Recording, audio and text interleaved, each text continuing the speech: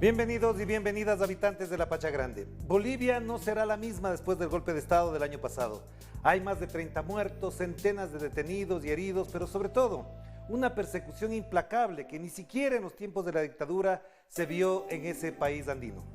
Ahora se apresta a un proceso electoral bajo un régimen de facto, con apoyo de la USAID y con una prensa local atada al discurso oficial de la presidenta autoimpuesta.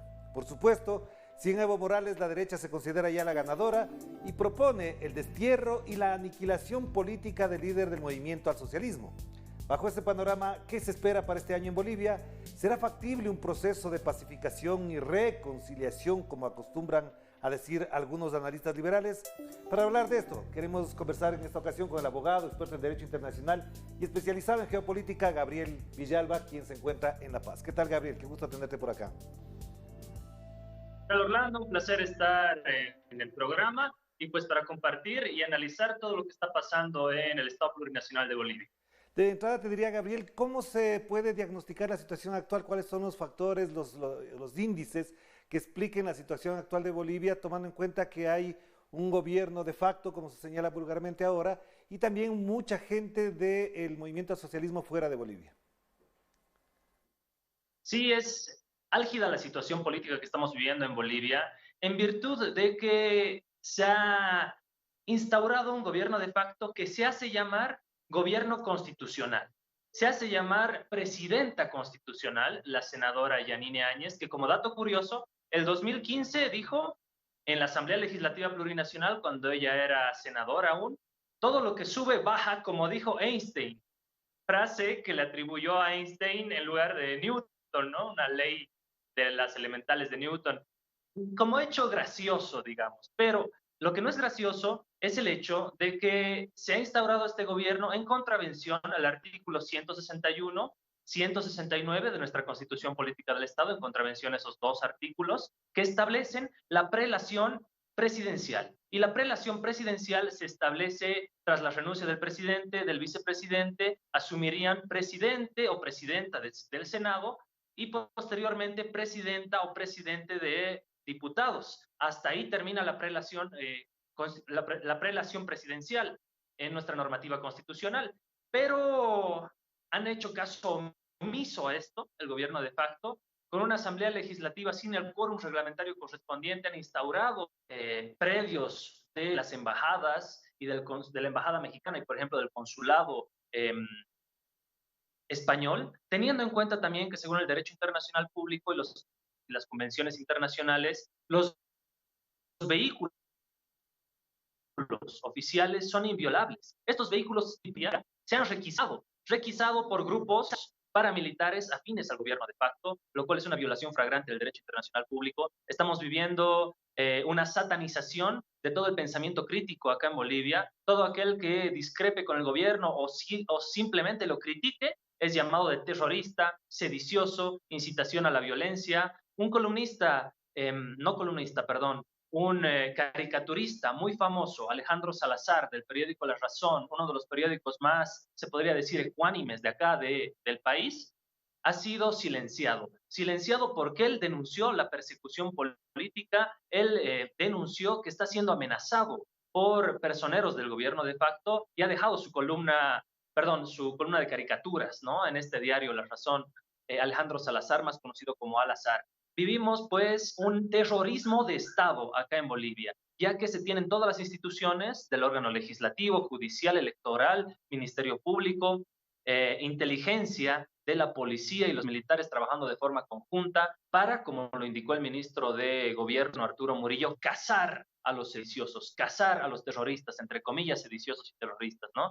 Ese es el lenguaje que se maneja, pero aparte está siendo legitimado por los medios hegemónicos de comunicación. La prensa escrita, radial, televisiva, está legitimando este golpe de Estado. Y pues tras los acontecimientos violentos que generaron la renuncia del presidente Evo Morales, quemando casas de campaña del movimiento al socialismo, quemando tribunales electorales departamentales, quemando instituciones públicas, esos mismos grupos verdaderas milicias armadas y violentas de orden fascistoide, de orden racista, de orden clasista, que se gestaron en las ciudades fundamentalmente de Santa Cruz y de Cochabamba, con los motoqueros, Unión Juvenil Cruceñista, Resistencia Juvenil Cochala, así se denominaban ellos, ahora son avalados por este gobierno. El día de ayer destruyeron un busto del presidente Evo Morales en uno de los coliseos más importantes en la ciudad de Cochabamba, ¿no? Entonces, ese grado de salvajismo es el que estamos viviendo, de irracionalidad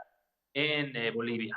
Claro, pero entonces, Gabriel, ahí cabe la pregunta que sería cualquier persona que viva fuera de Bolivia. ¿Cómo es posible que ahora se viva todo eso y se le achaque a Evo Morales de parte del oficialismo actual que se vivía en una dictadura, de que en la época de Evo Morales se tenía controlado todo y parecería que de un día para otro toda esa dictadura, entre comillas, todo ese aparataje de control político que supuestamente existía en Bolivia, ahora esté del lado de quienes usurparon el poder, de quienes están con los militares, de quienes están con la embajada norteamericana y sobre todo con aquellos personajes políticos de aquellas épocas también pasadas que eran prácticamente nefastos para el pueblo boliviano.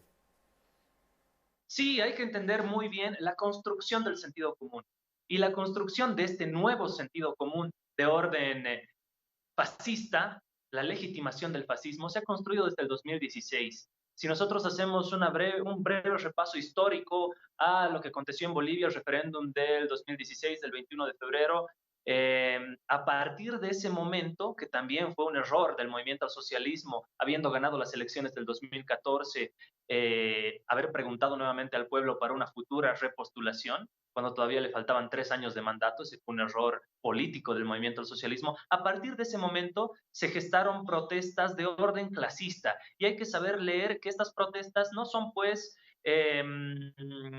se podría decir, con cierta inocencia, sin un tinte político, más allá de un tinte político de las protestas desde el 2016 contra Evo Morales, tienen un tinte de clase, de condición de clase, ya que el Estado Plurinacional de Bolivia y las políticas sociales del mismo presidente Evo Morales han generado una nueva clase media que ha disputado los espacios de consumo, los espacios de educación superior, como educación primaria, secundaria, educación superior, los espacios, nuevamente lo digo, de esparcimiento y de consumo, con la clase media histórica de nuestro país, que era de orden blancoide, de orden aristocrático, se podría decir, de familias de abolengo, como se dice acá en nuestro país, y pues esa disputa de la clase media también ha generado un desplazamiento de esta nueva clase media que no ha sabido entender del por qué tiene mejores condiciones sociales y económicas, y se ha dejado cooptar por estos grupos, además con estrategias comunicacionales y estrategias políticas muy bien articuladas,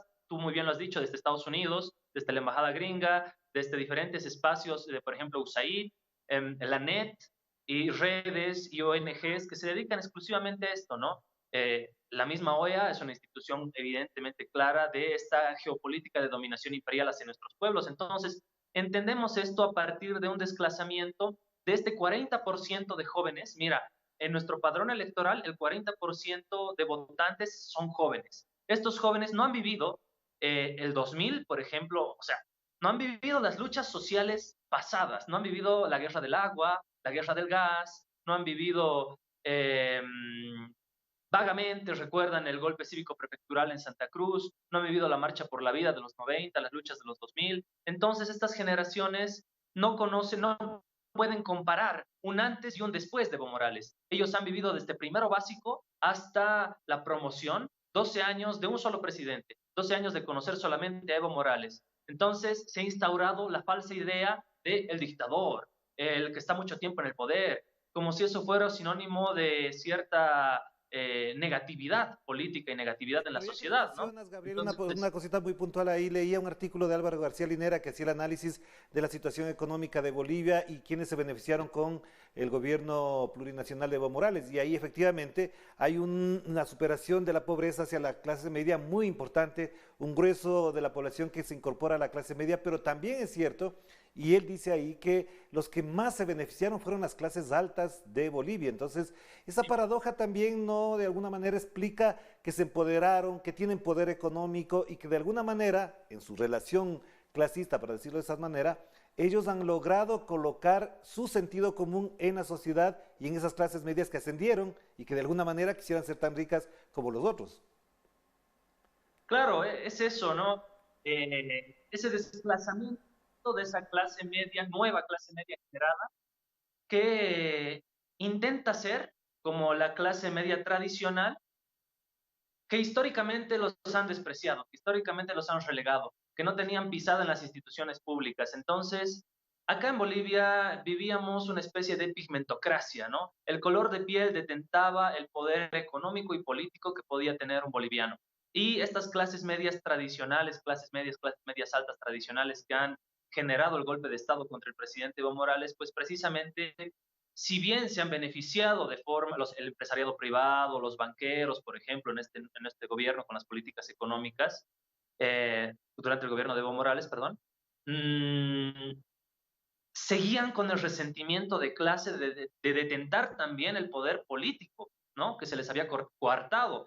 No podían entender que en una asamblea legislativa plurinacional existan mujeres de pollera, existan hombres de tez morena, que en otra época eran sus choferes, eran sus jardineros, eran sus empleadas domésticas. Ese es el verdadero fundamento de las protestas sociales en Bolivia. Y bueno, el error político añadido del 21 de febrero del 2016, que lo vuelvo a decir, hay que ser autocríticos en eso, si no se hubiera realizado ese referéndum que le pedía a la población un nuevo mandato constitucional, pues no se hubieran gestado todo este caldo de cultivo para que exista toda esta disconformidad social, lo vuelvo a decir, de clase contra Evo Morales, ¿no? También una falta de formación política y una falta de formación y entendimiento de las nuevas condiciones económicas, sociales y culturales que se han generado durante todos estos años. No se ha trabajado en la revolución cultural en el proceso de cambio boliviano. Eso es lo que ha faltado, ¿no? Nos hemos enfocado mucho en la parte estructura y no en la parte superestructura. Y si entendemos el marxismo de forma clara, entendemos que estas dos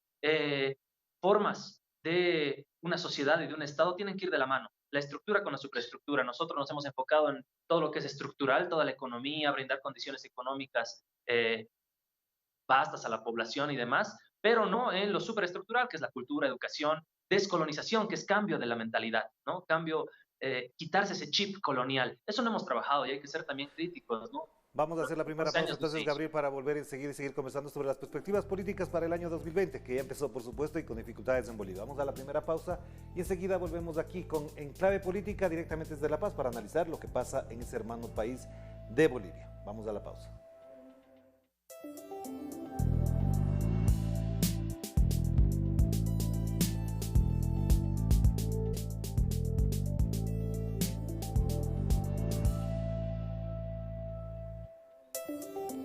Estamos de vuelta aquí en Clave Política a través de Telesur, la señal informativa de América Latina, y nos conectamos directamente con La Paz, donde se encuentra Gabriel Villalba, experto, comunicólogo, también experto en geopolítica, para entender lo que vivirá Bolivia este año. Gabriel, una de las cosas que quedan pendientes en el análisis político para entender lo que pasa en Bolivia es hasta dónde este momento la correlación de fuerzas le permitiría al movimiento al socialismo regresar al poder o al menos neutralizar este golpe de Estado que lo que intenta es afincar en ese país obviamente un modo distinto de lo que ha venido siendo Bolivia en los últimos años. Sí, Orlando, es clave analizar esto porque se quiere, el 22 de enero se cumple el mandato constitucional de las autoridades legislativas electas. Lo que pretende hacer Yanine Áñez es cerrar la Asamblea Legislativa Plurinacional de Bolivia, cerrar el Congreso boliviano a partir del 22 y gobernar simplemente ella, así como lo está haciendo de facto, pero con la concentración de todos los poderes en una sola persona, solamente en ella. Es lo que se pretende hacer. Es lo que estamos viviendo actualmente. Y bueno, muchos analistas, entre comillas, ¿no? Constitucionalistas, entre comillas, avalados y respaldados por los medios hegemónicos de comunicación, promocionados por los mismos, están teorizando el hecho de que Yanine Áñez podría gobernar a partir del 22 de enero sin una asamblea legislativa plurinacional. Es decir, consolidando ya el autoritarismo más puro, ¿no? Toda la concentración de los poderes estrictamente en ella. Actualmente en Bolivia también se vive lo que ellos llaman un proceso de pacificación, ¿no? Lo llaman proceso de pacificación después de haber organizado grupos de choque armados, paramilitares armados, con encapuchados, grupos estrictamente terroristas que han tumbado al gobierno de Evo Morales, ¿no? En la Asamblea Legislativa Plurinacional, la fuerza mayoritaria, según las últimas elecciones, sigue siendo, según la composición legislativa, el movimiento al socialismo, ¿Qué ha hecho hábilmente Yanine Áñez y el gobierno de facto? Ha dividido la bancada del movimiento al socialismo. Una facción encabezada por Eva Copa, que ha legitimado desde el movimiento al socialismo el golpe de Estado en Bolivia, ¿no? Sobre texto de un proceso de pacificación.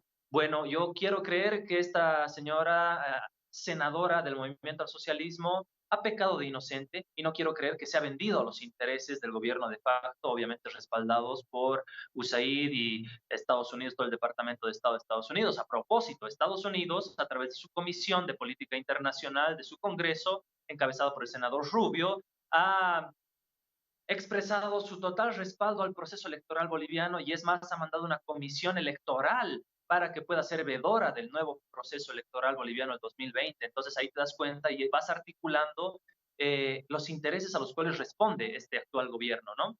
La perspectiva, creo yo, de forma fría, es el hecho de que el movimiento al socialismo todavía no se ha podido reconfigurar, generar un nuevo sujeto histórico y político evolucionado en el tiempo, valga la palabra. Eh, y pues las diferentes fuerzas opositoras están apuntando a una segunda vuelta. Están apuntando de que en las próximas elecciones, además en las que vamos a estar en condiciones adversas, con toda la construcción de satanización hacia el movimiento al socialismo, con toda, incluso el fraude que se estaría generando a partir de la intromisión de la OEA de forma directa y del Departamento de Estado de Estados Unidos en las elecciones a través de su comisión electoral directa en las elecciones bolivianas, estaríamos en las vísperas de, en mayo, tener en las próximas elecciones del 2020 un verdadero fraude electoral. Pero aún con esas condiciones adversas, a lo que están apuntando las fuerzas opositoras es de que eh, generar un escenario de segunda vuelta en el cual las facciones como la de Luis Fernando Camacho, Carlos de Mesa y Tito Quiroga se articulen y se unan formando un bloque en segunda vuelta para que ellos vuelvan a ser gobierno y vamos la condición de gobierno, mal gobierno, actualmente en Bolivia, ¿no? Eso Claro, pero es a lo que entonces ellos ahí, están Gabriel, te apuntando. interrumpo solamente para precisar algo. Si esas son las condiciones, si dadas las ilegalidades, el aparataje institucional que se está montando y forjando para proscribir políticamente a muchas figuras del MAS, ¿hasta dónde es factible presentarse, participar en un proceso electoral que de antemano ya sabemos cuál será su destino, cuál será su resultado y cuál será el veredicto? ¿Es posible, es factible participar en condiciones que garanticen, voy a decirlo de esta manera, la pureza electoral? Bueno, no tenemos otra opción, ¿no? Estamos entre la espada y la pared a partir de toda la construcción mediática que se ha generado, la construcción política, la álgida coyuntura política. Y pues a lo que se está apuntando es a que el movimiento al socialismo tenga una mayoría legislativa en las próximas elecciones del 2020, es decir, que con fraude y todo y condiciones adversas logremos una mayoría, digamos un 40% que nos aseguraría el 2/3 en la Asamblea Legislativa Plurinacional y con estas alianzas opositoras, todo ese bloque neoliberal de políticos del pasado, reciclados entre nuevos actores y demás, generarían el poder ejecutivo, los ministerios y bueno, todo lo que estamos viendo actualmente hoy.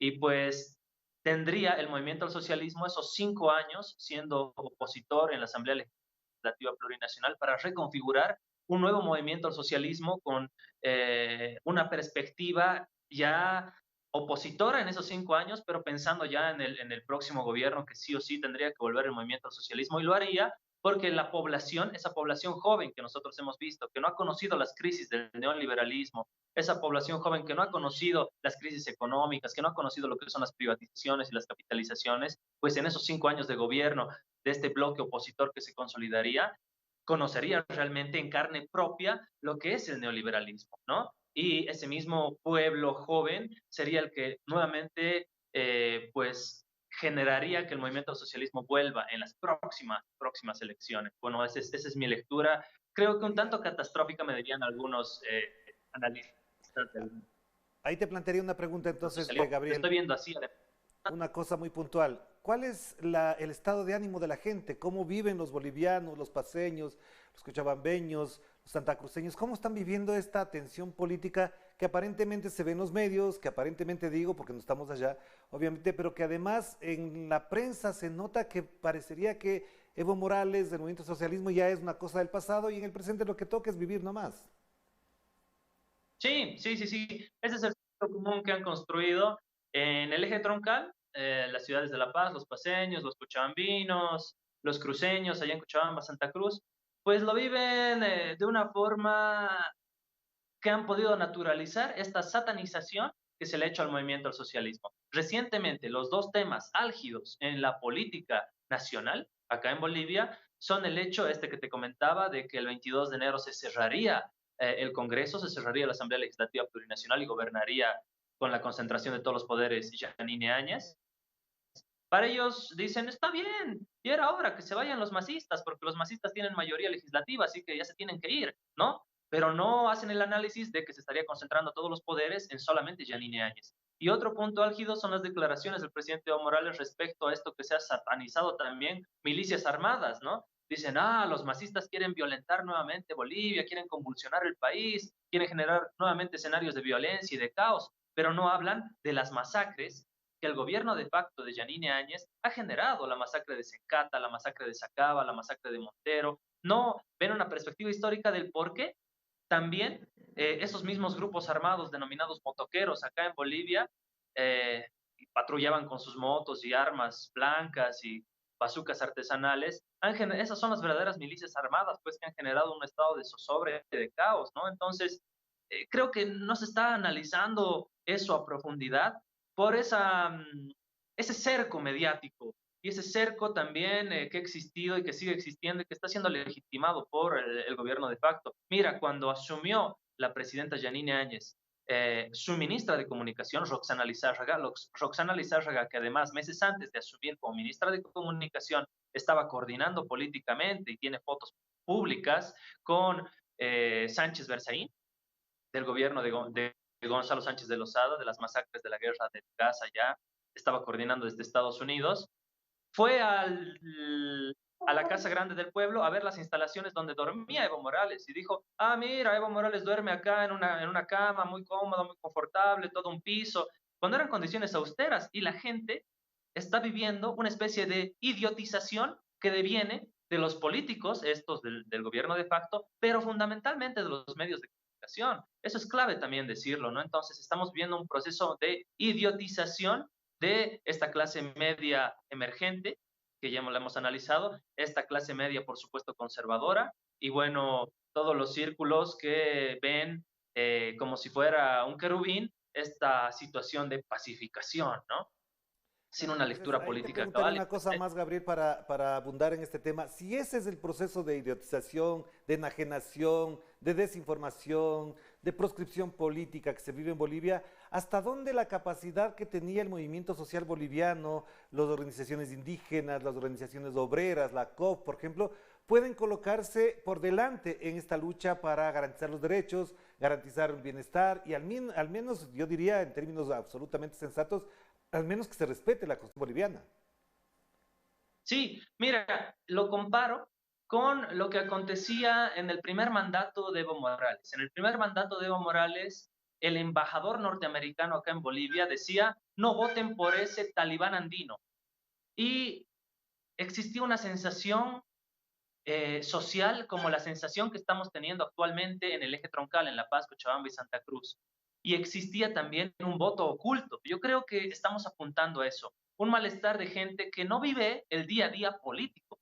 Gente comerciante, trabajadora, del movimiento campesino, del movimiento, bueno, gente proletaria, pues, ¿no? Y campesina que no vive de la política y que no está inmersa todos los días en la política.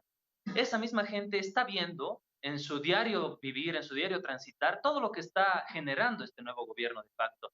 Entonces, esa misma gente va a ser la que va a votar por un movimiento al socialismo y esperemos que logremos una mayoría parlamentaria mínimamente. Y en el mejor de los casos, aunque con condiciones adversas, muchos compañeros dicen que tendríamos la posibilidad de ganar incluso, ¿no? Y eso es lo que se apunta, ese denominado voto oculto. Pierre Bourdieu lo teorizaba muy bien con la vergüenza social, ¿no? Gente que eh, quiere a Evo, gente que quiere al movimiento al socialismo, gente que ha vivido lo que ha generado el movimiento al socialismo y lo que ha generado Evo en Bolivia, y ahora está viviendo lo que está generando este gobierno de facto con Yanine Áñez, pero no lo dice, no lo expresa, no lo dice en su familia, no lo dice en su trabajo, no lo dice en la calle, a esa gente es la que estamos apuntando, ¿no? Porque existe verdaderamente un malestar, pero también existe ese silencio, ya que si tú te expresas, eres sedicioso, eres terrorista, eres incitador a la violencia. Entonces creo que todavía el movimiento al socialismo tiene ese poder de convocatoria, el movimiento cocalero está fuerte, el movimiento campesino también, aunque han tratado de dividirlo,